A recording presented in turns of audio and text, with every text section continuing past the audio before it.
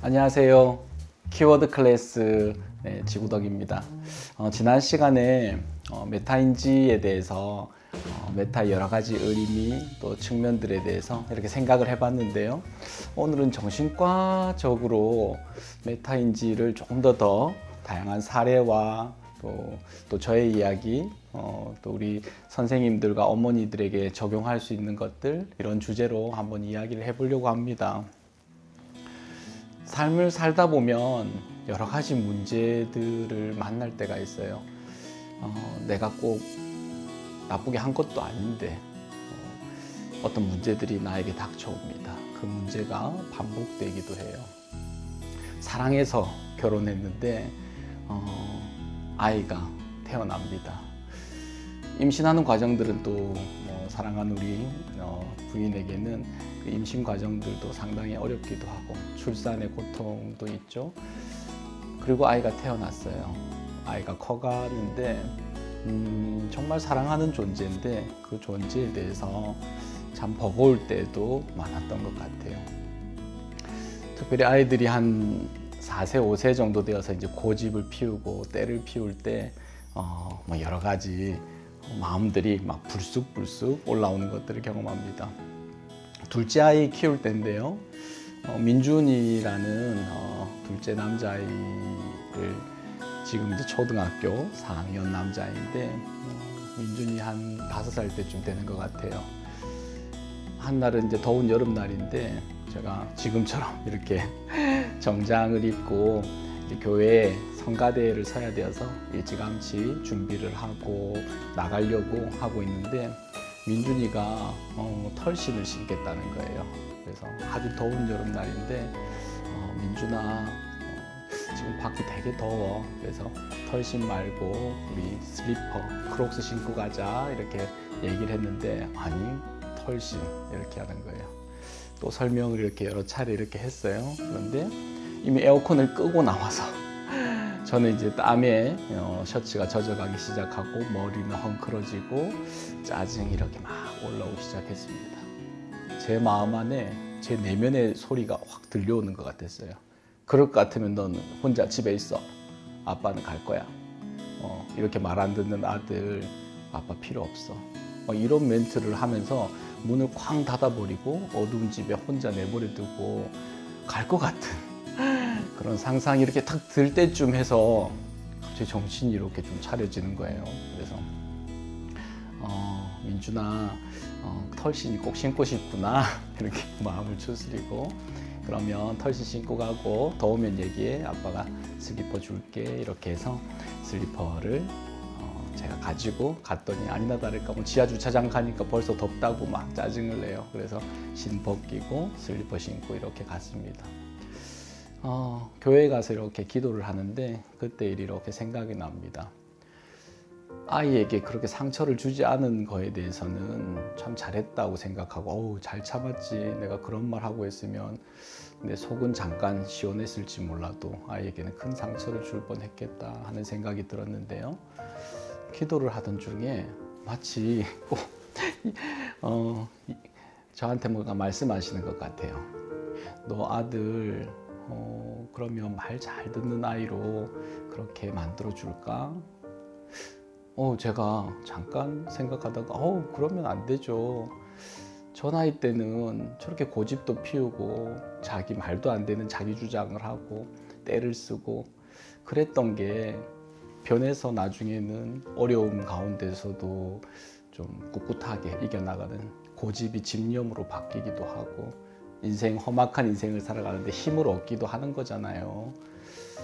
이렇게 이제 혼자 독백하듯 이야기를 하는데 그런데 아까 그때는 왜 그렇게 많은 화를 내었니? 왜 그렇게 민준이를 혼자 문 꽝 닫아두고 막 그렇게 고통을 주고 싶은 마음들은 왜 그랬었어? 라고 하다가 반성이 되기도 하고 참 부모가 된다는 게 어떤 건가? 내 안에 사랑이 없구나. 여러 마음들이 있어서 한참 이렇게 울다가 부인한테 그런 얘기를 했어요. 아까 아침에 그런 일이 있었고 이렇게 기도를 하는데 그런 생각이 나더라 라고 부인에게 이렇게 얘기하니까 참 아이 키우는 게 쉽지 않은 것 같아요. 저는 그래도 당신은 대단해요. 나는 짜증을 내요. 이러면서 우리는 다 연약하다. 그러면서 한 1000번쯤 이런 일들이 있고 나면 그러면 아이가 잘 커 있을까? 이런 얘기를 하면서 그러면 오늘은 그 첫 번째 1000번 중에 1번으로 삼고 한번 세보자. 그러면서 그냥 웃고 했던 날들이 생각납니다. 어떤 어려움들이 이렇게 닥치게 되고 그 나이 때 아이들은 고집을 피우고 부모의 말을 거역하기도 하고 거짓말도 이제 슬슬 하기 시작하고 우리를 힘들게 할 때가 많습니다. 자녀 양육에서 뿐만 아니라 여러 어려움들이 우리에게 이렇게 닥쳐올 때 그럴 때 지난 시간에 했던 메타인지로 이 부분을 그 문제에서 떨어져서 문제를 바라보게 될 때 우리에게는 새로운 통찰, 인사이트가 이렇게 생겨나기도 하고 그 인사이트가 반복될 때 우리의 삶에 그리고 이 문제에 새로운 해석이 시작되기도 합니다. 그렇게 해석된 삶으로 그렇게 의미 부여를 하다 보면 정말 처음에는 벗어버리고 싶었던 어려움이었는데 너무 힘든 주제였는데 나중에는 나에게 정말 유익하였노라고 그렇게 얘기를 하기도 합니다. 메타인지가 주는 여러 유익들 중에 한 가지가 아닐까 생각이 들어요. 메타인지에 대해서 요즘 계속 골똘히 자꾸 생각해 보다 보니까 또 뭐 재미난 에피소드도 생각나더라고요. 제가 안경을 벗었어요. 예민하신 분들은 아마 알 것 같은데 첫 영상에서는 안경을 끼고 있었거든요. 이후로 라식 수술을 했어요. 라식 수술을 해서 더 잘 보이고 싶어서 더 잘 보려고 수술을 했는데 실제는 노안이 많이 확 진행된 것처럼 그래서 이제는 손톱을 깎는데 가까이서 이렇게 깎으면 안 보여요. 이렇게 해서 글을 읽을 때도 멀리 떨어져야지 더 잘 보이게 되는 눈이 되었습니다. 처음엔 서글프더라고요. 이렇게 이제는 노안이 진행이 많이 됐구나 하는 생각으로 이렇게 떨어져서 보는데 그러다가 한 번 또 이렇게 피식 웃는 일이 있었습니다. 노안 지난번에 인생이 지혜 젊은 시절에는 조금 더 많이 더 열심히 많은 것들 이루기 위해서 더 자세히 봐야 돼 많은 것들을 넣어야 돼 이렇게 막 애썼던 시기라고 한다라고 하면 인생의 정오가 좀 당겨졌다 했잖아요. 이제는 지식의 습득이 아니라 지혜롭게 상황을 본다는 것, 조금 더 본질을 보기 위한 것, 수많은 관계에서 에너지를 뺏는 게 아니라 나에게 조금 더 신경을 써야 되는 이런 부분에 대해서 말씀을 드렸는데 노안이라는 게 노안이 올 때쯤 해서는 멀어져야지 더 잘 보이게 돼. 너무 가깝게 이렇게 많은 것들을 하려고 하는 게 아니라 때로는 떨어질 때 더 잘 보이게 된다. 이런 생각이 들어가지고 이렇게 하다가 보고 있다가 한번 웃고 넘어가는 일도 있었습니다. 우리 안에는 이렇게 메타인지를 통해 가지고 통찰이 더 강화되기도 하고 새로운 통찰이 생기기도 하고 또 삶에 여러 이제 좋은 의미 해석과 의미 부여가 벌어지기도 하는데요. 다양한 예들이 있어요. 운동선수 같으면 힘들어요. 우리 아이들 하기 싫어하는 운동 시키고 하면 힘들어요. 안 할 거예요. 재미없어요. 이렇게 가는데 태능선수촌에 운동하시는 분들 정말 하루 온종일 운동을 하는데도 이거는 금메달을 위해서 우리나라의 국위 선양을 위해서 또 이걸 따서 경제적으로 부모님 그렇게 고생하시면서 나 운동시키고 했는데 금메달 목에 걸어드리고 또 그런데 연금 나오는 걸로 그래도 풍족하게 이렇게 살아야지. 이런 여러 가지로 운동 힘든 거 이거 왜 해야 돼? 단순히 이렇게 생각하는 게 아니라 운동을 해서 내가 건강해지는 것, 이걸 통해서 뭔가 이룰 수 있는 것들 여러 다른 측면에서 나의 힘든 상황들을 해석을 했더니 더 지치지 않고 앞으로 달려나갈 수 있는 힘을 얻게 되기도 합니다. 일상생활에서 충분히 경험해 볼 수 있는 것들이기도 합니다. 또 우리 민준이 얘기 앞에서 살짝 했었는데요. 아이를 임신하고 있었을 때 출산의 고통이 3대 통증 중에 하나라고 이야기를 해요. 옆에서 손밖에 잡아줄 수 없었던 또 남편의 입장에서 또 민준이는 또 아두 골반 불균형이라고 머리가 이렇게 크게 태어나서 진통을 40시간을 이렇게 했었거든요. 그 과정을 옆에서 지켜보고 있는데 너무 고통스러운 상황이었어요. 보고 있는 것만으로도 힘들었는데 그걸 침대에 누워서 40시간을 있었던 부인의 마음은 어땠을까. 그런데 민준이가 둘째 아들입니다. 셋째를 가졌어요. 어떻게 그럴 수가 있나. 둘째를 그렇게 힘들게 놓고 얼굴이 다 터져서 달덩이 같이 이렇게 부인이 되고 했는데 어떻게 셋째를 또 임신을 하고 또 그 아이에 대해서 축복해주고 우리 부인은 어떻게 된 거야 이게. 임신의 고통, 출산의 고통을 민준이를 만났던 그 사랑의 경험으로 받아들였던 것 같아요. 트라우마로 남을 만도 한데 PTSD 아닙니까? 그런 경험들은 정말 인생에 한 번 있을까 말까 한 인생의 큰 고통이었는데 사랑하는 존재가 내 품에서 또 10달의 그런 인고의 시간을 거쳐서 나에게 이렇게 선물처럼 다가왔어요. 그렇게 의미부여가 되고 나니까 민준이 태어나고 얼마 지나지 않아서 연년생 우리 미나 셋째가 이렇게 태어나는 일이 있었습니다. 고통에 의미를 부여하는 것, 고통을 이겨낼 수 있는 힘, 오히려 한 차원 더 넘어서서 훨씬 더 기쁨으로까지 감당할 수 있는 그러한 힘을 얻게 되는 시간들이기도 합니다. 그러한 예들은 여러 책이나 또 소개되는 것들 많이 보는데요. 가우디 얘기도 생각이 납니다. 가우디가 스페인에 지금도 스페인 여행을 하시면 아직도 건축 중인 100년이 넘도록 성당을 짓고 있는데요. 정말 천재 건축가인 가우디가 열심히 건축이 진행되고 있는 현장에 이렇게 나갔대요. 나갔는데 이제 벽돌을 짊어지고 이렇게 땀을 뻘뻘 흘리면서 일하고 있는 인부가 있어요. 그래서 지금 뭐 합니까? 라고 이렇게 물었어요. 그 인부가 약간 짜증 섞인 투로 보면 몰라요. 벽돌 지고 있잖아요. 왜 말 시키고 합니까? 이렇게 퉁명스럽게 이야기를 하고 또 자기 일을 그냥 묵묵히 이렇게 하더래요. 또 다른 분이 또 벽돌을 지고 이렇게 가고 있는데 당신은 지금 뭘 하고 있나요? 라고 물었어요. 같은 벽돌을 운반하고 있는 분인데 저는 많은 사람들이 이곳에서 미사를 드릴 수 있는 예쁜 성당을 짓고 있습니다 라고 얘기를 하면서 기분 좋게 벽돌을 지고 이렇게 걸어가는 사람을 만났습니다. 마지막에 만난 분에게도 같은 질문을 이렇게 했어요. 그랬더니 그분은 나는 나의 삶으로 하나님께 영광을 돌리기 위해서 이 일을 하고 있습니다. 자신의 삶이 예배가 되어가지고 이미 미사를 드리고 있는 분인 거예요. 같은 벽돌을 지고 있는데도 불구하고 내가 하고 있는 일, 육신의 고통, 어떻게 바라보느냐에 따라서 그 사람의 인생, 또 삶의 가치, 행복, 많은 영역에 영향을 줄 수 있다라는 또 그런 생각이 들게 하는 또 예화이기도 합니다. 이처럼 우리는 어려운 일들이 생길 때 어떻게 거기에 의미를 부여할 것인가? 의미가 부여되면 실제 삶이 힘들어서 우리가 죽음을 선택하기도 하지만 의미가 없어서 많은 분들이 삶의 어려움들이 있을 때 여기까지인가 봐 이렇게 생각하시는 분들이 있어요.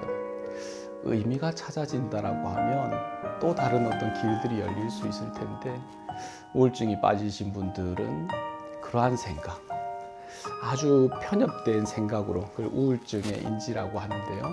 자기 자신에 대해서도 아주 부정적인 생각들로 난 안 돼, 다 끝났어 하는 생각들을 합니다. 지금 나에게 주어져 있는 상황들도 아주 부정적이고 절망스럽게 인지하고 앞으로 펼쳐질 미래에 대해서도 조그만 빛도 보이지 않게끔 이렇게 인지합니다. 메타인지 제로. 나의 삶을 또 내가 처한 어려움들을 나 자신을 앞으로 펼쳐질 미래들 조금만 이렇게 떨어져서 달리 볼 수 있는 힘이 있으면 의미를 부여하고 견뎌내고 갈 텐데 그런 것들이 조금도 되지 않는 칠흑 같은 어둠 같은 곳, 그곳에 우리 또 우울증을 경험하고 계신 분들이 있지 않나 하는 생각이 들어요. 그분들에게 그럼 어떤 희망을 줄 것인가? 메타인지가 우리가 될 때 의미 부여가 되고 또 고난에도 다른 의미가 부여되고 하면 이겨낼 수 있는 힘이 있다라고 말씀드렸는데요. 우리가 그런 것 통찰을 스스로 이렇게 조용한 시간을 가지고 이렇게 예를 들면 뭐 묵상을 한다거나 명상을 하거나 기도를 하고 이렇게 생각을 할 때만 실제 그런 기회가 벌어지는 게 아니라 막상 큰 깨달음을 우리가 얻을 때 보면 나에게 큰 문제가 찾아와 있을 때인 경우도 많습니다. 이 부분을 두고 길 잃기라고 그런 책 제목에 책도 소개가 되어 있더라고요. 길을 잃어봤을 때 우리는 비로소 내가 언제 길을 잃게 되었지? 무엇이 잘못되었지? 어떻게 이 문제를 풀 수가 있지? 하는 그런 메타인지가 작동되는 순간이라는 거예요. 어려움들이 찾아왔을 때 비로소 생각을 하기 시작합니다.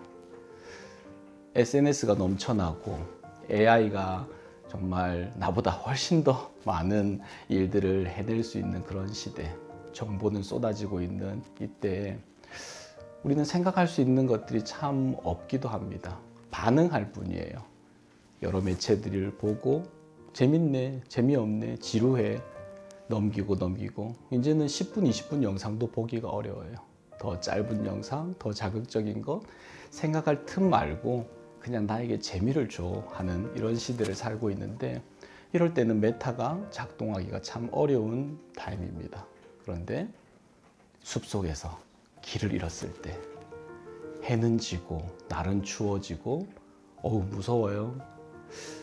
길을 찾으려고 많은 노력들을 하는데 잘 찾아지지 않습니다. 그럴 때 언제 내가 길을 잃었지?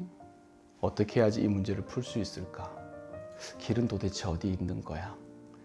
이런 어려움들이 있을 때 실제 우리는 비로소 생각을 하게 되고 메타인지가 작동하게 되는 순간이 오기도 합니다. 편안할 때 또 내가 억지로 노력하려고 해서 그런 순간들이 오는 게 아니라 고난 가운데 있을 때 또 우리가 메타가 작동하는 시기도 한데요. 그럴 때 그러면 고난을 찾아 나서야 되는가? 길을 잃어봐야 되는가? 그런 의미는 아니고요. 그렇지 않아도 인생에는 참 많은 어려움들이 우리가 찾아 나서지 않더라도 많이 있지 않습니까? 반복되는 어떤 문제들이 내 안에 이렇게 있을 때 그때가 메타인지가 작용할 때가 아닌가 이렇게 생각해 봅니다. 또 다른 어떤 도움 받을 수 있는 길이 있을까 했을 때 책을 보는 것도 좋은 것 같아요. 우리가 흔히 말하는 고전 이런 서적들 안에 보면 참 통찰을 줄 만한 내용들, 삶이 다 비슷하구나, 나랑 닮아 있구나, 고전이라고 하는 책들을 이렇게 보면 참 보편적인 이런 경험들, 정서 많이 녹아져 있고 그 안에서 참 공감이 이렇게 되기도 합니다. 저는 TV를 잘 안 보는 편인데 저희 부인이 폭삭 수가수다를 꼭 보라고 너무 얘기를 해가지고 봤다가 정말 그렇게 운 적이 언제였던가 싶을 정도로 많이 울었어요. 별 그렇게 자극적인 내용이 있는 것도 아닌데 그렇게 제 마음에 울림이 있고 마지막 편을 보는 데는 시작부터 끝까지 울고 있는 저를 발견을 했습니다.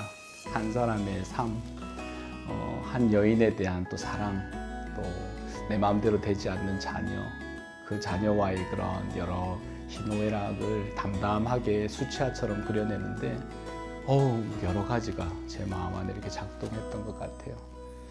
고전이 주는 느낌들이 그런 게 아닌가 싶어요. 자극적인 내용은 아닌데 재미없어 지루해 이런 것들이 아니라 그런 내 마음 안에 오랫동안 자리 잡고 있었던 여러 요소들이 마치 이렇게 켜지지 않았던 오래 묵은 방들에 불이 조명이 켜듯이 그렇게 되는 때를 경험합니다. 책을 보는 것도 좋고요. 또 어떤 친구들, 나를 알아주는 친구, 이것도 너무 좋은 것 같아요.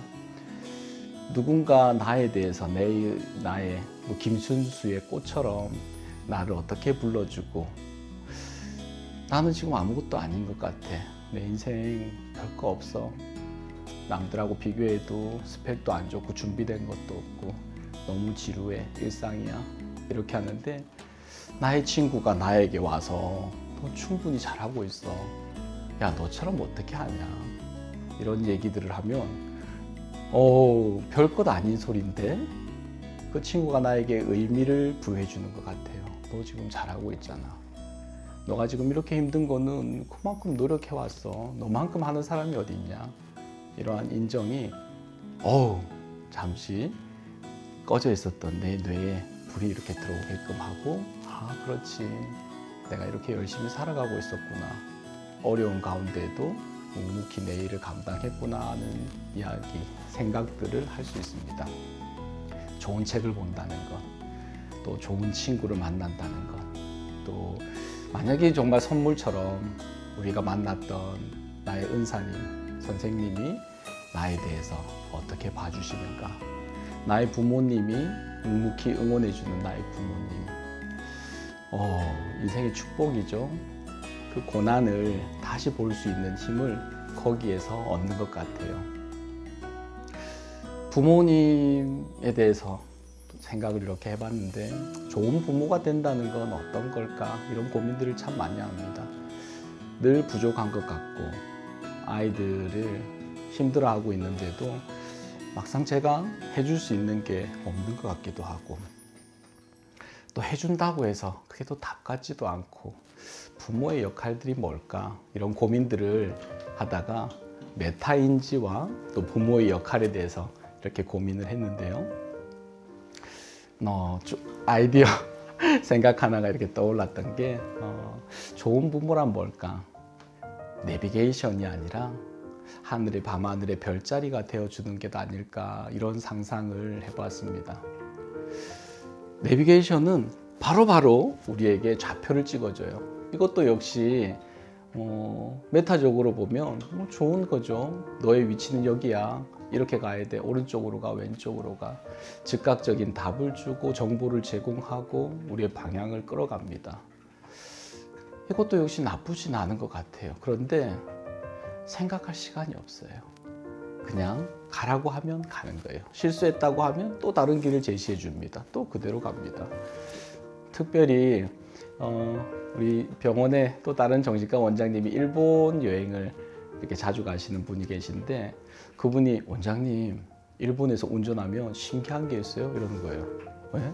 뭐예요? 그랬더니 나는 이제 운전대가 일본은 반대 방향에 있잖아요. 옆에 있잖아요. 그래서 그거냐 했더니 아니 그거 말고 일본 내비게이션 봤냐고. 그래서 내비게이션 왜? 이러니까 우리는 운전자 중심으로 되어 있어요. 내가 가고자 하는 방향으로 그냥 쭉 갑니다. 내가 이쪽으로 틀면 다시 정면으로 이렇게 가게 돼. 일본의 내비게이션은 전부 다 동서남북을 기준으로 내가 어디로 가고 있는지 좌표를 알려준대요.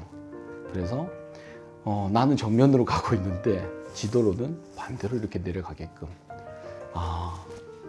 지도 중심이고 나는 그 지도를 보면서 내 위치가 어디인가 이렇게 가는데, 우리는 지도 필요 없어요. 내가 가는 길이 길이고 나에게 다 맞춰서 알려줘. 네. 야, 우리 한국의 마음이 이렇구나. 즉각 빨리빨리 새로운 길을, 나에게 제일 최적화된 정보를 주세요. 생각할 틈이 없어요. 내가 어디 있지? 뭘 잘못했지? 앞에서 얘기했던 길 잃기를 할 만한 우리 마음의 여유가 없습니다. 그래서 내비게이션도 참 좋은데, 좋은 부모가 된다는 건 밤하늘의 별처럼 존재해 주는 게 아닐까, 이런 상상을 해봤습니다. 망망대해에 배를 타고 가는데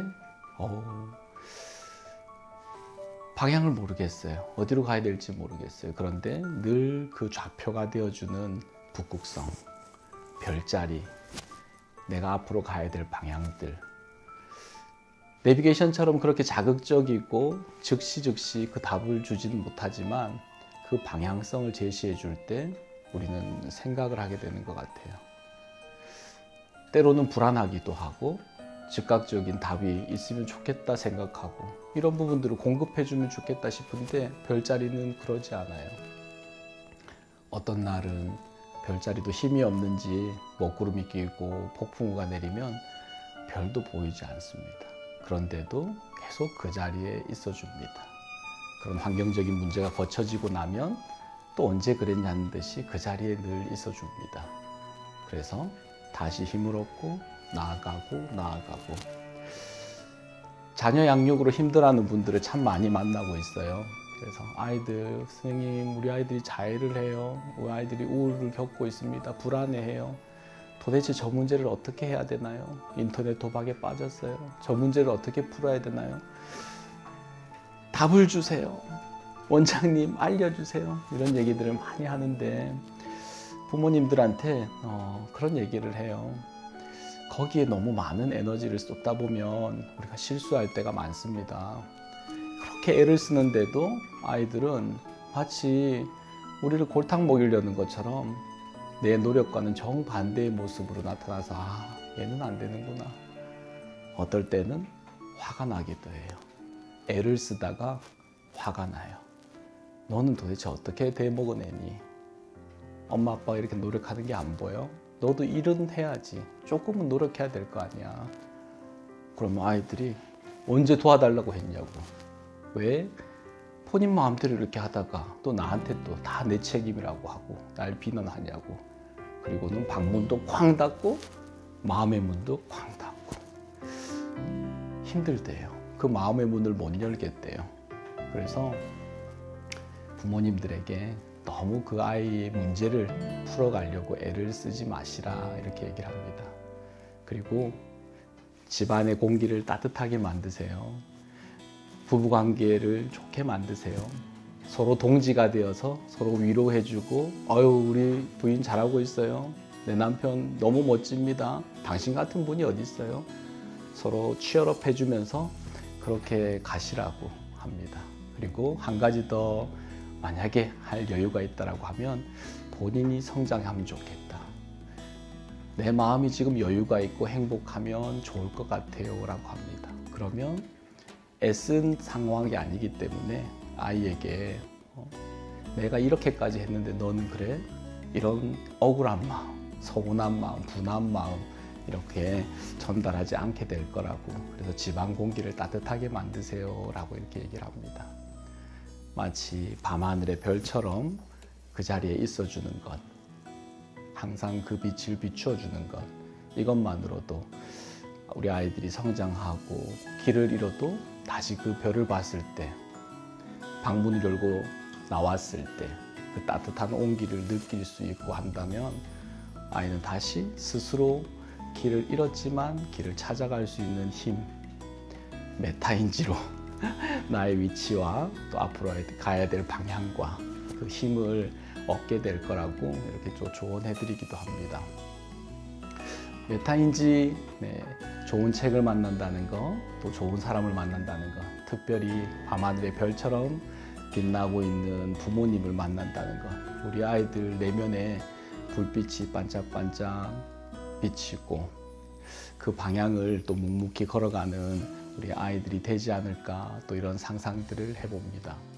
네, 이번에는 메타인지에 대해서 다소 모호하기도 하고 무슨 뜬구름 잡는 소린가 한데 그런 메타인지를 소개도 해보고 또 정신과 의사의 측면에서 바라본 메타인지에 대해서도 한번 이야기 나눠봤습니다. 아직 그렇게 시원하지 않으신 것 같은 느낌들을 느낄 수가 있어요.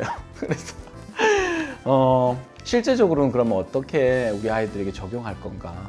메타를 길러주기 위해서, 또 아니면 그 메타인지 그렇게 좋은 건데 왜 그게 잘 안 되냐? 우리 일상생활에서는 왜 메타가 잘 작동하지 않고 늘 반복되는 실수 가운데 우리는 있나요? 뭐 여러 가지 질문들이 있으실 텐데요.